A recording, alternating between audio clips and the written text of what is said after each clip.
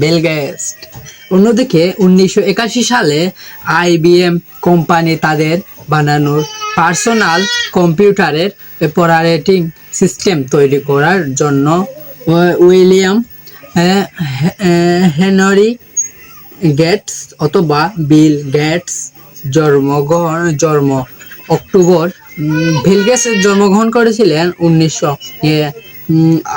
28 October 1955 সালে ও তার বন্ধুদের প্রতিষ্ঠিত ওই মাইক্রোসফটওয়্যারকে তার বন্ধুদের হাতে এই মাইক্রোসফটওয়্যার দায়িত্ব দিয়ে তিনি বিকশিত হয় MS DOS এবং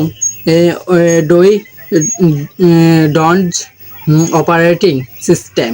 বিল গেটস প্রতিষ্ঠিত মাইক্রোসফটওয়্যার কোম্পানির অপারেটিং সিস্টেম অফ সফটওয়্যার দিয়ে বর্তমানে পৃথিবীর অধিকাংশ কম্পিউটার পরিচালিত হয়।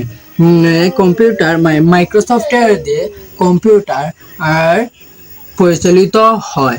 এই কম্পিউটারের পরিচালিত কে করেছিলেন? William Henry Bill Gates.